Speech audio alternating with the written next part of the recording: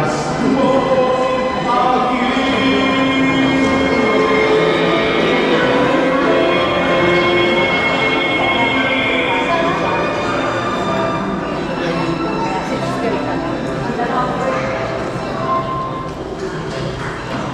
Magandang hapon po sa inyong lahat.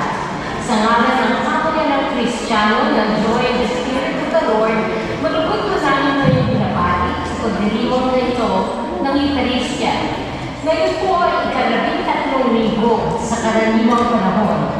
Ang ating ding pinagdiriwang ngayon ang ika-25 taon ng ating misa ng sambayanan.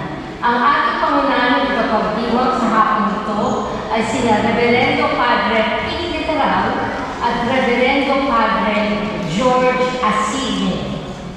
Ang pangunahing tagapagtuyod ng ating misa ay ang Joy in the Spirit of the Lord Prayer Group kasama ang pamilya Adriano, Milan at De Castro.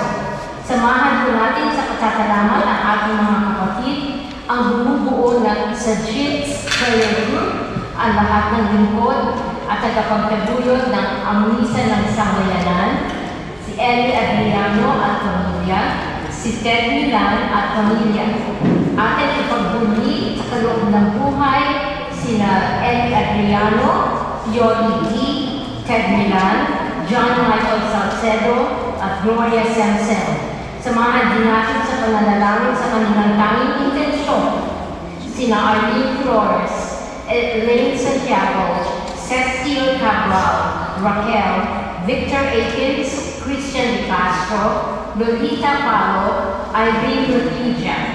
Atin din alalahanin ang ating mga lumako na sina Rudy Adriano, Lita Milan, Thelma Andres, Neptali Sabasa, Lourdes Benjamin Love, Sandres Man, Luisa Victorio, Art Santos, Archer De Castro, Danny De Locaresa, Salvacion Salcedo, Vicente D. Salcedo, Vicente C. Salcedo, Alice Bernardino, Terry Soriano, Gigi Abaya, Corazon Cruz, Clarissa Ortega, Jay Esposito, Arnie Romagliosa, Mario Manalat, Cesario Balagat Jr., Teresita Villacho Balagat, Marciana Bautista, Ananias Cruz, and Mamang Bata.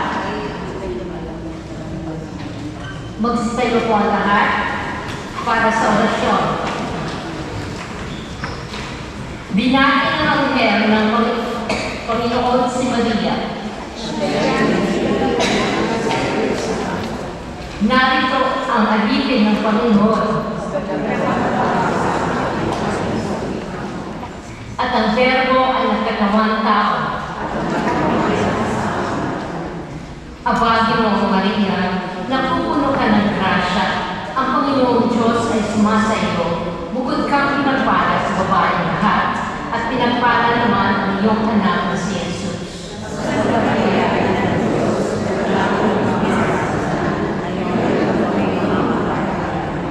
Ipinalangin mo kami sa Santang Ina ng Diyos.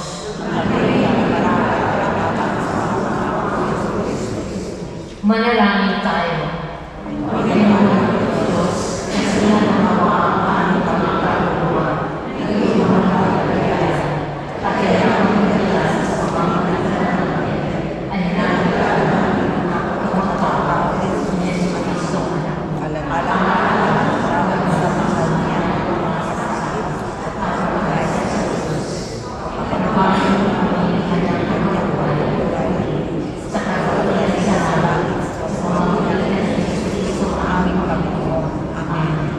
Luwalhati sa Ama, sa Anak, at sa Espiritu Santo.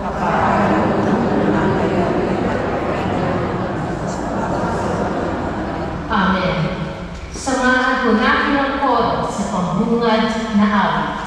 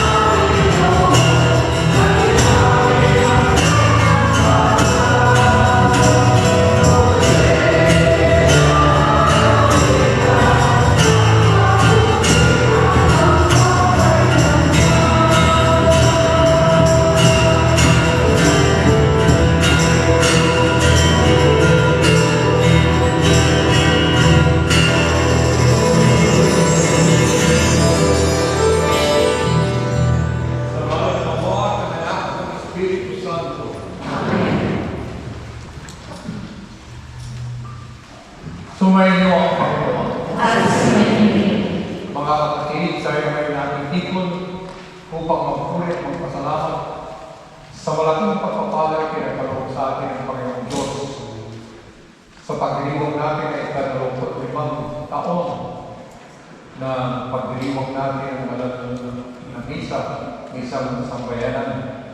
Tayo lahat ay narito at inaanyayahan na ibukas natin ang ating kalooban sa Diyos at makinig sa salita na ipahay upang pagkatapos ng 25 taon ay makita natin ang kalagayan po ng ating buhay spiritual at ang buhay komunidad. We are pleased to welcome Father George celebrating with us, and we are also pleased welcoming all our friends in this Filipino community, joining us in the celebration of the 25th anniversary of Nisang Sambayanan. We begin this celebration by calling on God, seeking God's mercy and His forgiveness.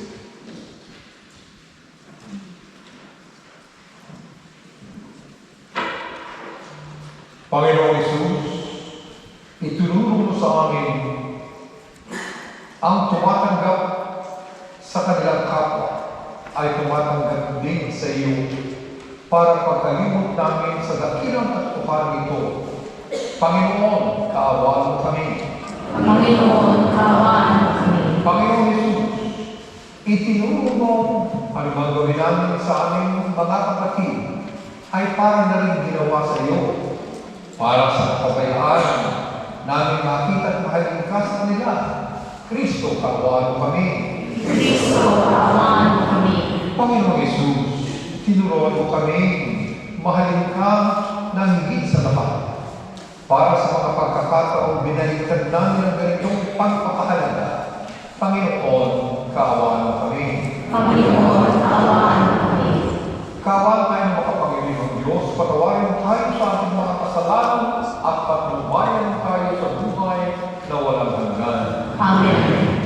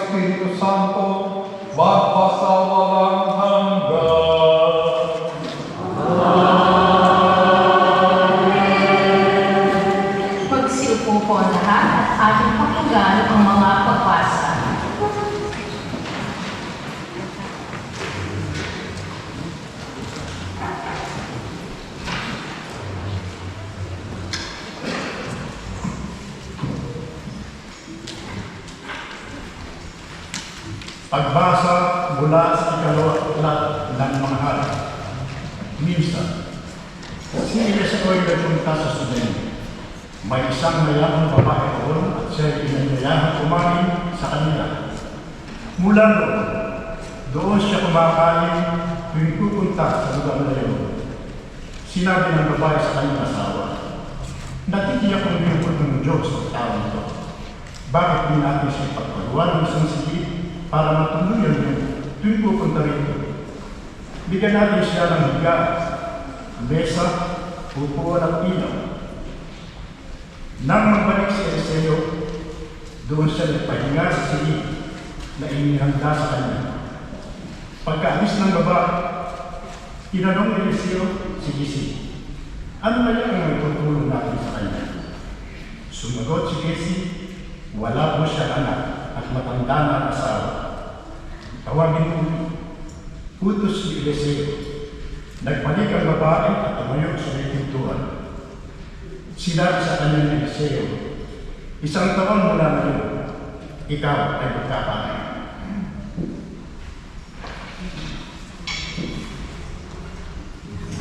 Ang salita ng Diyos.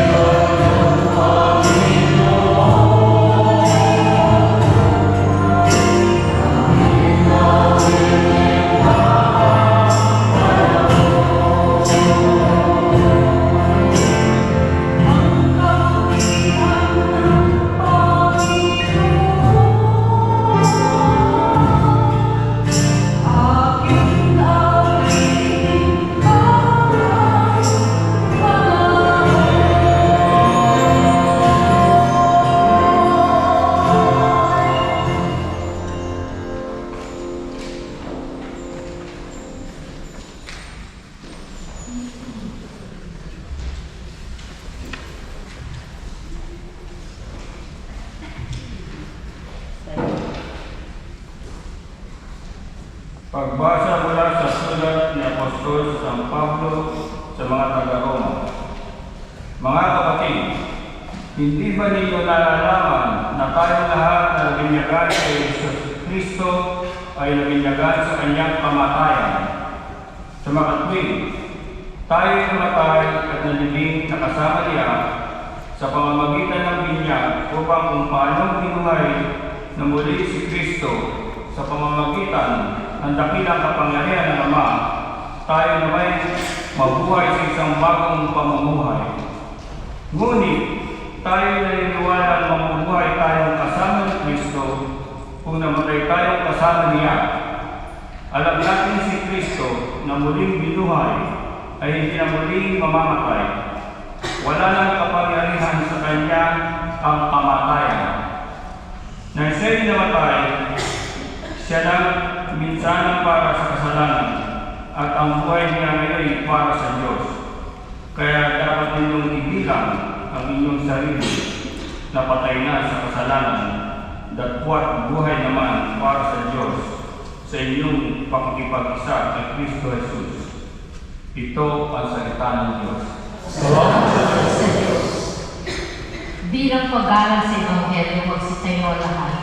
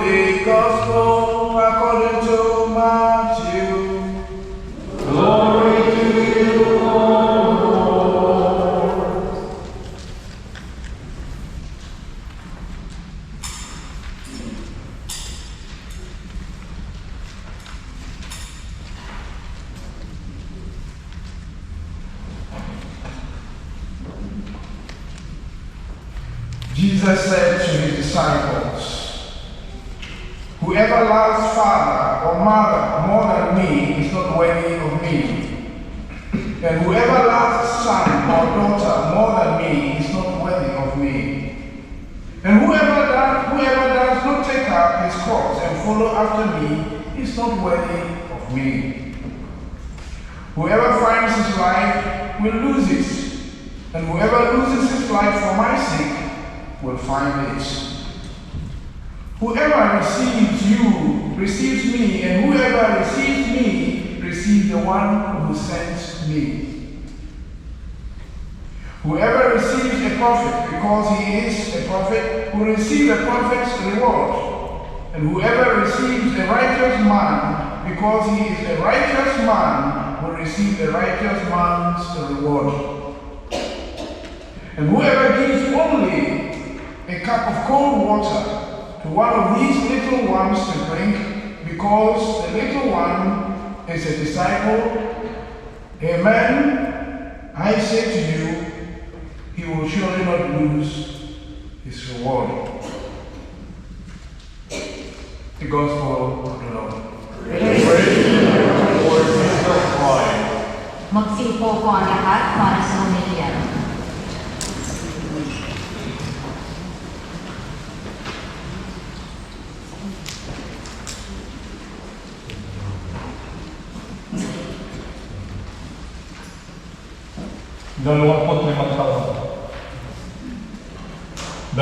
limang taon ako tayo nagdiwang ng Nisan Sambayanan.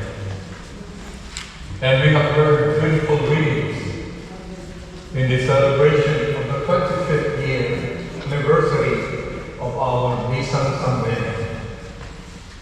And the greetings offers us questions, reminders,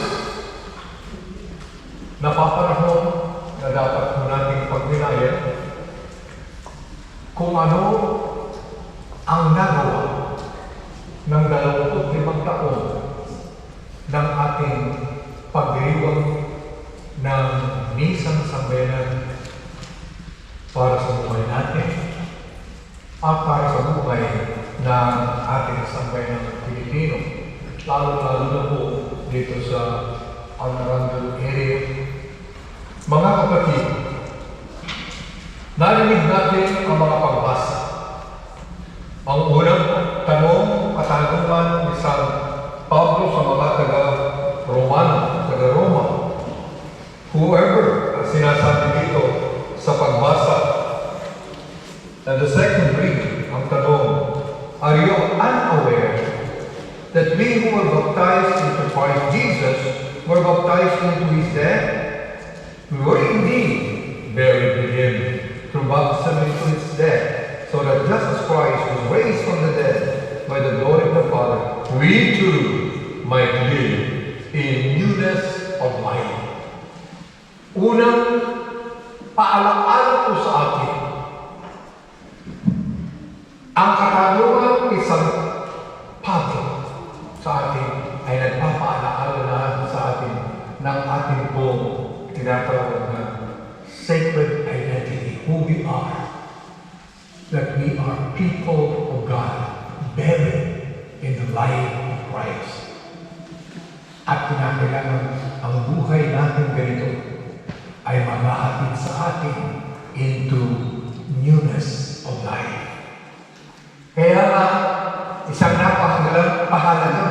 mahalagang paalaala po sa atin ngayon ay maintindihan natin ang layunin ng Panginoong Diyos sa atin ay hindi lamang magtipon-tipon every third Sunday of the month to celebrate the Eucharist.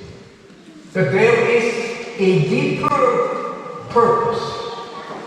Ang layunin ng Panginoong Diyos ay sabi, ang pagtitipon-tipon natin upang ipagdiwang ng banal na misa ay magkaroon ng malaking bahagi upang matagpuan natin ang sinasabing newness of life. Matagpuan natin isang uri ng pamumuhay ayon sa daan ni Kristo. At kung hindi natin nakikita po, maalaala natin ang sinasabi ng ating Panginoon Jesus mismo. Whoever does not take up his cross and follow after me is not worthy of me. And whoever finds his life will lose it, and whoever loses his life for my sake will find it. And Jesus' words truly are very challenging, and sometimes they are unsettling to some, simply because these words are very difficult to accept. Maging makatotohanan po tayo. Let's be honest with ourselves. How far and how deep have we allowed the Word of God to be realized in our lives? How far we have allowed the Word of Jesus to manifest in the way we conduct our living, our relationships, and our relationship with our church. Sana maintindihan po natin na kaya pinahayag ng Panginoong Diyos palagi. Every time we hear this, it's a big reminder for all of us that the intent, the purpose of God for us to be reminded is so that we may not lose sight of the fact that our lives may not simply be liturgical, but our lives will become transformative in the eyes of God. Because God wants us to understand something very fundamental and very important, that to follow Him is not simply to admire Him from a distance. To follow Him is not just to be present in the Mass, but it includes an invitation for all of us to walk closely with Him, even when the path becomes difficult. Yes, pinapaalala po sa atin ang pagpalo o ang pagsunod natin sa Panginoong Diyos requires total commitment. And the invitation of Jesus is for all of us to be honest, to be fully committed, completely all in our response to Him.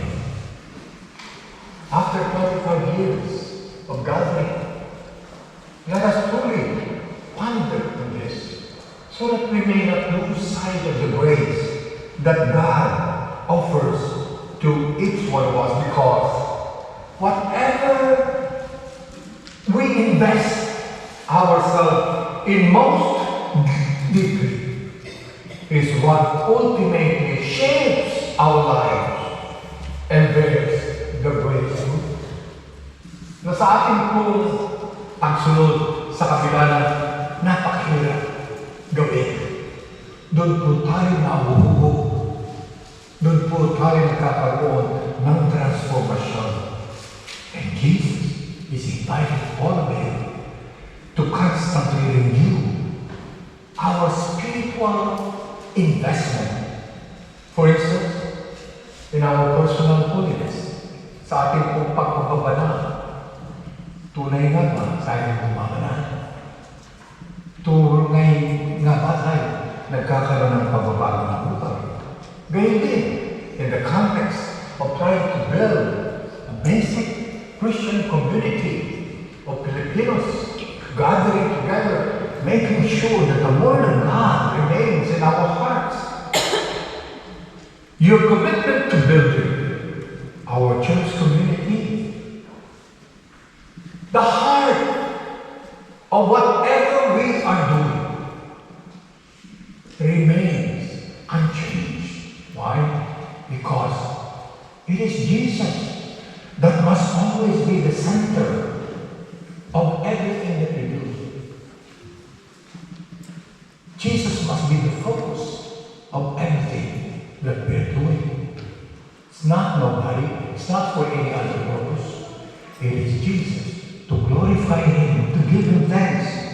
And the gospel of Jesus remains our mission. That is our life. The gospel remains our life. And if we cannot simply separate the gospel of Jesus from the way we live our lives. And thirdly, yung pong pagpalo, discipleship, or pagiging partners natin sa misyon ni Jesus. Partnership in the mission of Jesus remains our calling. Hindi po kailanman natin dapat tanggalin yan. That's how we will or we are transformed. That's why St. Paul reminds us who we are. We are reminded that we are people of God rooted not merely on what we do, but in whose we are, meaning in whose we belong. We belong to Jesus. And it is Jesus himself who said to us, come, follow me. And the message of Jesus is clear. Take up your cross. Follow me. Participate fully in his mission. That's why, brothers and sisters, the work that we are doing is not just simply, it's more than building. It is just our gathering every third Sunday where we Filipinos are able to have a Filipino Mass. Or our church community is not just a place for babies are baptized, children receive first communion, or families gather together for wedding and funerals. No. What we have is a deeper mission as a Spanish community where God is given the opportunity to transform us, to renew us, where God is given the opportunities to sustain, to nourish us through His Word and through the Eucharist, where God is given the opportunity to heal our wounds, our pains, where God is given the opportunity to discover your gifts and be able to share your gifts in the mission of Jesus. This is where God is transforming us to become His disciples. And the Word of God is so beautiful. And when you have sacrificed so much for your faith, think of the 25 years. When you have sacrificed so much for the joy in the Spirit prayer group, when you have sacrificed so much for your families, the Word of God, there is a blessedness news. Your sacrifices are not wasted. Your prayers are not unnoticed. Your services are not forgotten. And your labors for the Lord are never in vain. So, nothing offered for Jesus is ever lost. It is Himself, Jesus Himself, who assures us. He said, whoever gives even a cup of cold water will surely not lose his reward. That's why 25 years, all the things that you have done, it matters so much for God. But let it be also an opportunity that it matters also for our spiritual life. Why? Because when we put God first, when we love Him above all else, and serve His mission, we shall receive blessings far greater than anything the world can offer. So, on this 25th anniversary of celebration of Misang Sambayanan, my prayer for all of you is this. May the call of Jesus continuously inspire you. And may you continue to walk together as one parish community, carrying your crosses with kindness, and following Christ with joy, and serving His mission with generous hearts. Amen.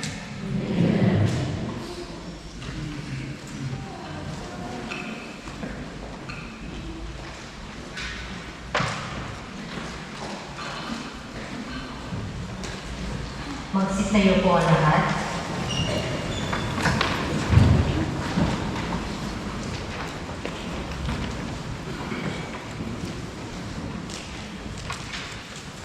Manalangin tayo na makasunod tayo kay Jesus. Isuko ang ating mga takot at hangarin at magtiwala sa Kanya buong kababasan. Tayo manalangin. Panginoon, bibigyan mo kami. Panginoon, bigyan mo kami.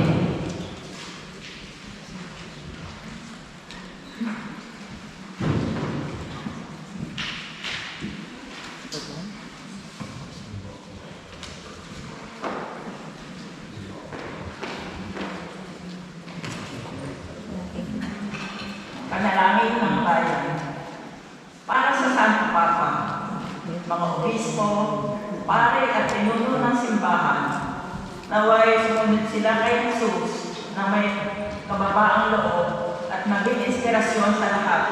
Manalangin tayo. Para sa pinunong sigil, naway maglingkod sila ng may integridad at malasakit, lalo na sa mahihina at nangangailangan. Manalangin tayo sa Panginoon. Para sa mga inaakit, kabataang sugatan at maghihirap, naway maranasan nila ang pag-ibig at pag-aaruga ng Diyos sa pamamagitan ng kapwa. Manalangin tayo. Para sa ating lahat, naway maging lakas ang ating paghihirap, katatagan, ang takot at pagtitiwala, ang pag-aalinlangan habang sumusunod kay Jesus. Manalangin tayo. Para sa ika-25 taong anibersaryo ng ating misa ng sambayanan, naway patuloy tayong gabayan ng Diyos upang lalo pang mag-alap sa ating puso ang pagnanais na maipagpatuloy ang misyon at tradisyon na ating pamananampalatayang Pilipino. Manalangin tayo sa Panginoon. Para sa mga nagpagkaluyod ng isang ito at sa bawat petisyon at intensyon na nakatala sa aklat ng panalangin, manalangin tayo sa Panginoon. Tahimik natin dalangin ang ating mga kaibigang pangsarili.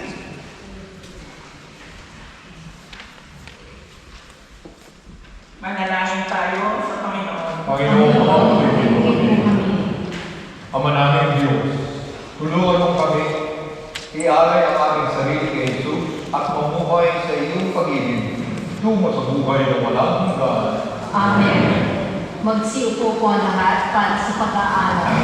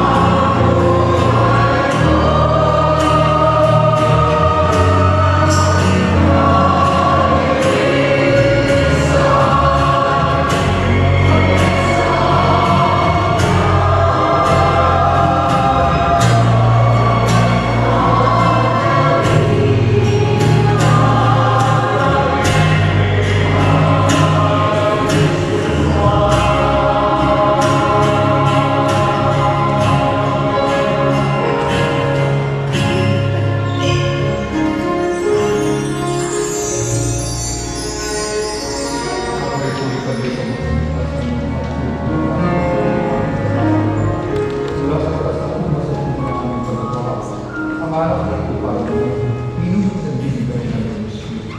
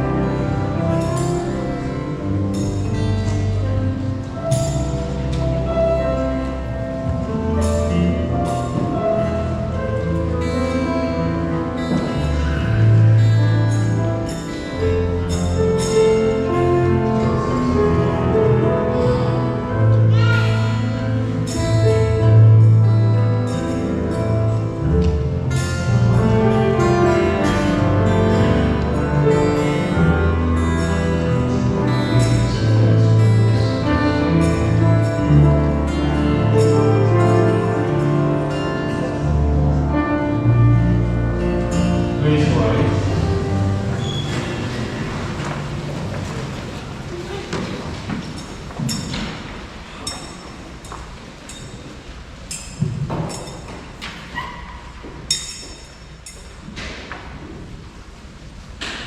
Manalangin kayo mga kapatid, upang itong ating paghain ay maging kalugod sa Diyos Ama makapangyarihan. Tanggapin naman ng Panginoon ang paghahari sa iyong mga kamay sa kapurihan niya at karangalan sa ating kapakinabangan at sa buong sambayanan niyang banal.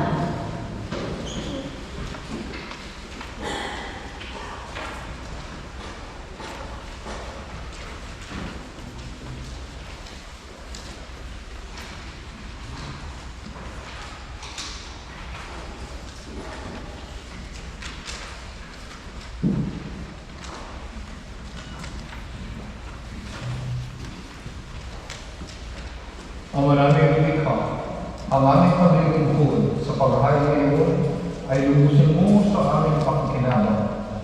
Sa dulot mong kaligtasan sa pamamagitan ni Kristo kasama ng Espiritu Santo, magpasawalang hanggan. Amen. Sumayin ang Panginoon. At sumayin rin, Itaas sa Diyos ang inyong puso at diwa. itinaas na namin sa Pasalamatan natin ang Panginoon ating Diyos. Ang maraming makapangyarihan tunay ng marapat na ikaw ay aming pasalamatan.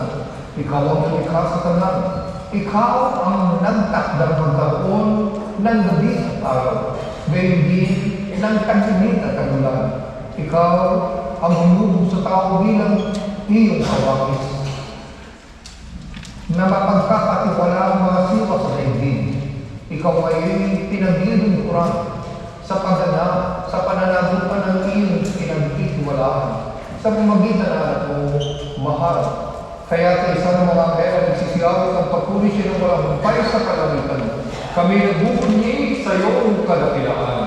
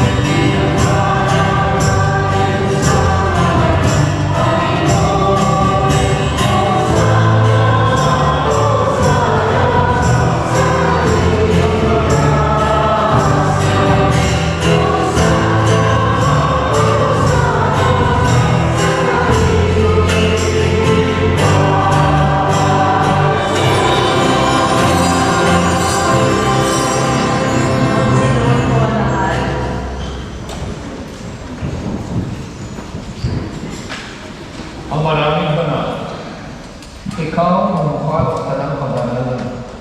Kaya sa pamamagitan ng iyong Espiritu, gawin mo banal ang kaloob na ito upang para sa amin maging katawan at tuloy Kristo ng aming Panginoon Jesucristo. Bago niya ng isang pusang loob na maging handog. Hinawakan niya ang kinapay, pinasalamatan kaniya, pinanghati-hati niyo, iniabot sa kanyang mga alagad at sinabi, "Tanggapin ninyong lahat ito at kanin. Ito ang aking katawan na ihahandog para sa inyo."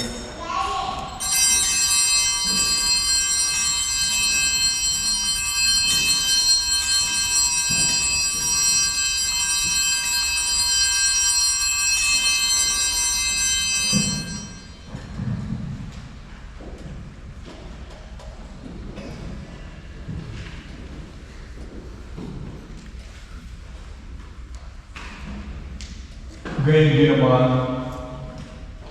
noong matapos ang bakunan, hinawakan niya ang kalis, muli kanyang pinasalamatan, iniabot niya ang kalis sa kanyang mga alagad at sinabi, "Tanggapin ninyong lahat ito at inumin. Ito ang kalis ng aking dugo ng bago at walang hanggang tipan.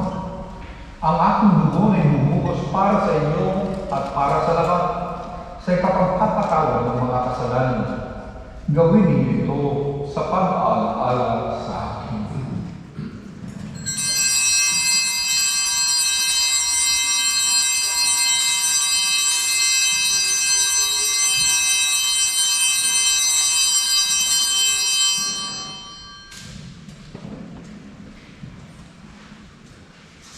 Ipagbunyi natin ngayon ang misteryo ng ating pananampalataya.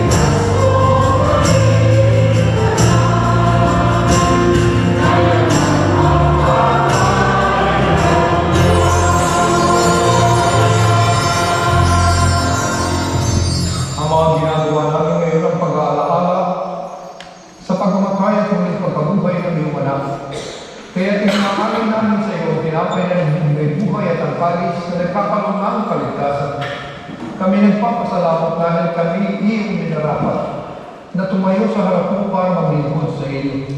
Sinasama namin kami magsasalo-salo sa katawan ng dugo ni Kristo ay mabuklod sa pagkakaisa sa pamamagitan ng Espiritu Santo. Amahalin natin mo iyong simbahang laganap sa buong daigdig.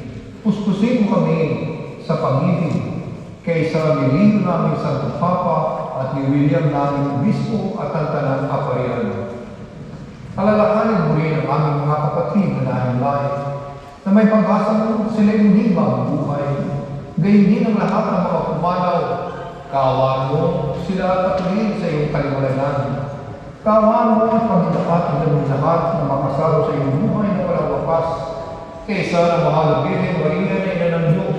Kaysa ng mga apostol at lahat ng mga banal na namuhay dito sa daigdig ng kalundunod sa iyo, may pagbubuhay namin ang pagpupuri sa ikararawan mo sa pamamagitan ng anak na aming Panginoon Jesucristo.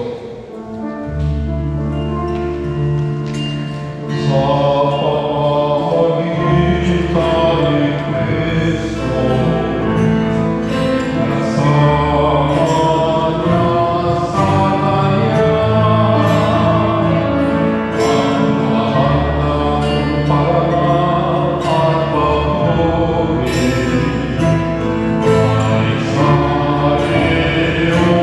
Dios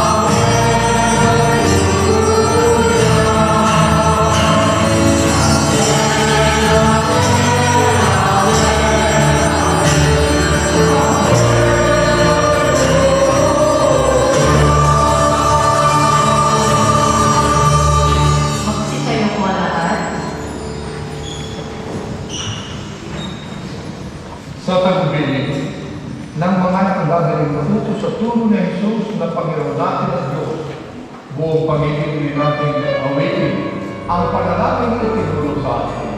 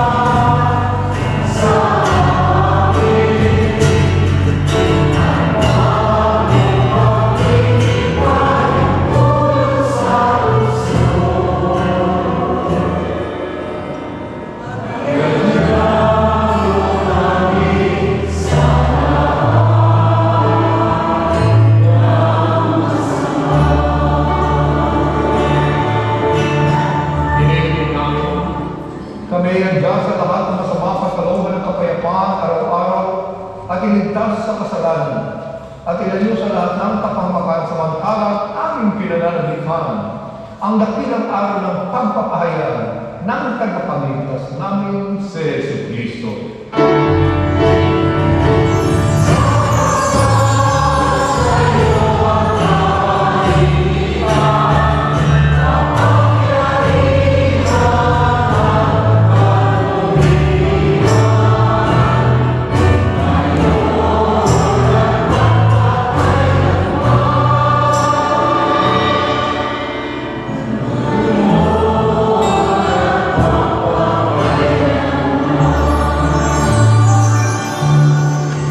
Panginoong Jesucristo, sinabi mo sa iyong mga apostol, kapayapaan ang iniwan ko sa iyo.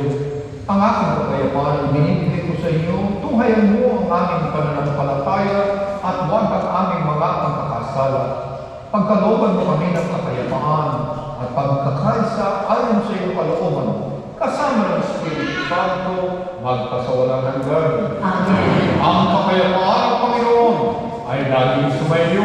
At sumayin Magbigayan kayo at maghamad ng kapayapaan sa isa't isa.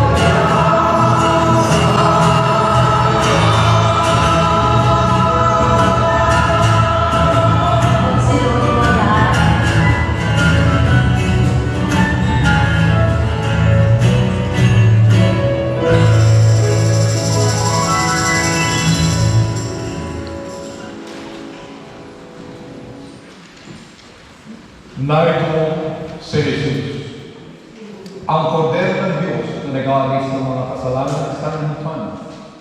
Mapalad ang mga inanyayahan sa kanyang piling. Panginoon, hindi ako karapat-dapat magpasuloy sa iyo. Ngunit Sa isang salita mo lamang ay gagawin mo.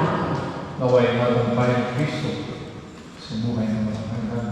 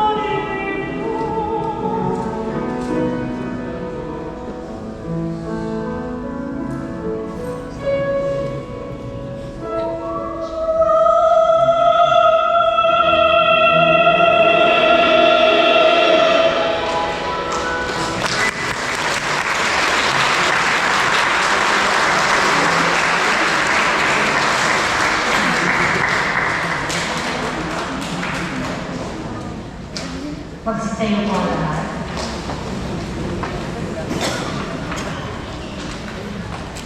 Manalangin tayo.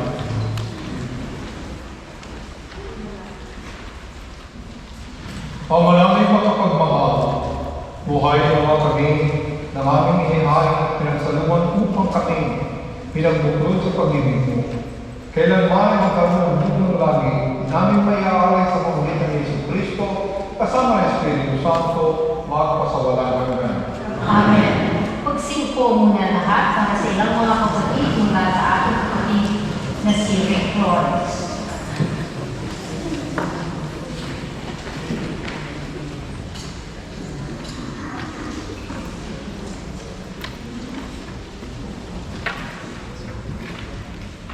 We thank everyone for joining us celebrating our monthly Filipino Mass. And I would like to thank Father Pete Val and Father George for our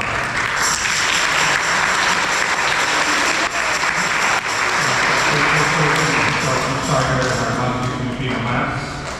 I'd like to thank the readers, sponsors, sufferers, Eucharistic ministers, altar servers, and the Gypsy Choir.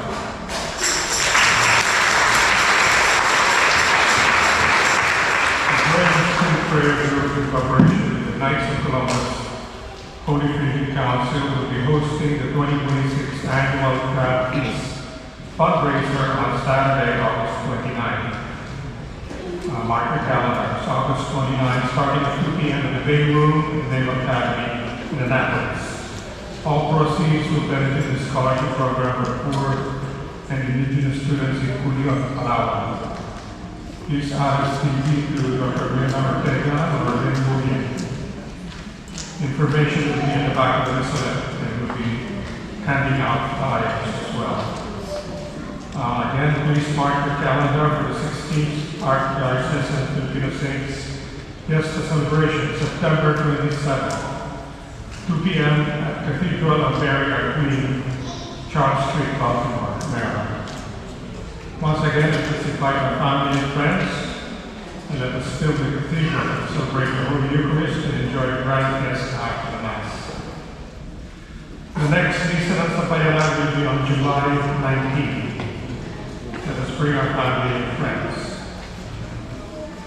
Please join us on our weekly prayer meeting and healing service every Sunday between 5 and 8, except the third Sunday here at St. John Evangelist Gathering Space. Lastly, we would like to thank everyone for being part of 25 years of our Misa ng Sampayanan.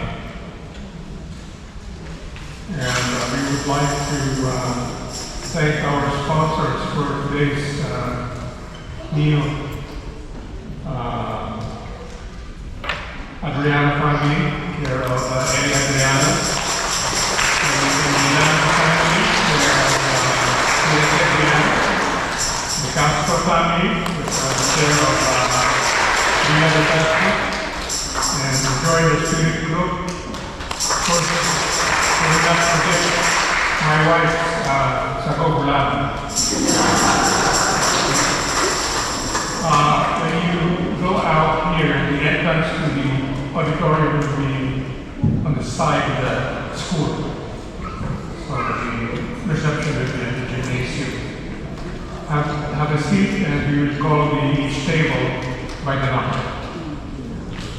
Okay, thank you. Birthday celebration anniversary for the month of June for the blessing.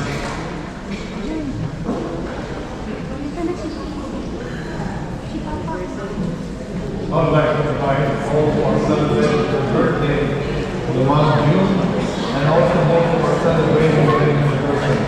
Please come forward for the blessing.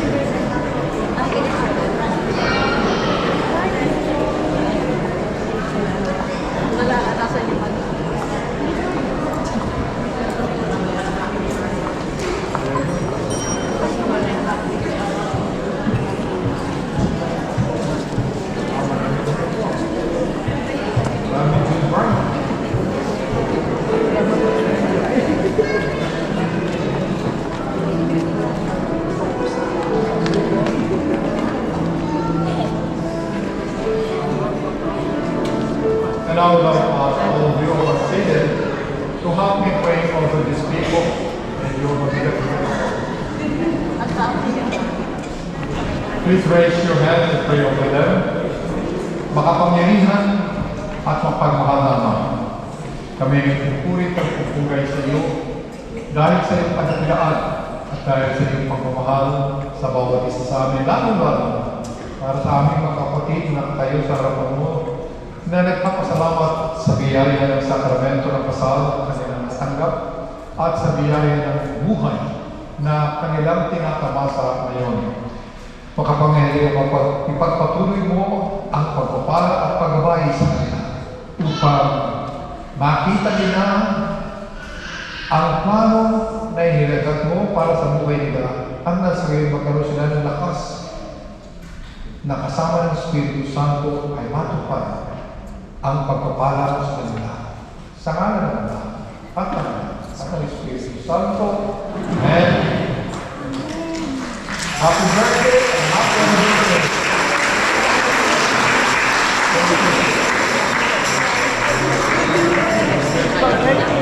We have one last invitation from the Bayanihan Filipino-American Alliance of Maryland.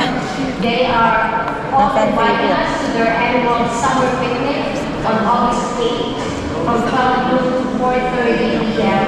at the Lake Waterford Park Blue Jay Pavilion in Pasadena. They will be handing out flyers, so you may sign up for this event. Thank you. Mag-sit kayo po lahat. Sumainyo ang Panginoon. At sumayin. Pagpalain kayo ng makapangyarihang Diyos, Ama, Anak, at ng Espiritu Santo. Amen. Tapos na po ang ating pagdiwang, umayo tayo ng mapayapa at ng mamahalan.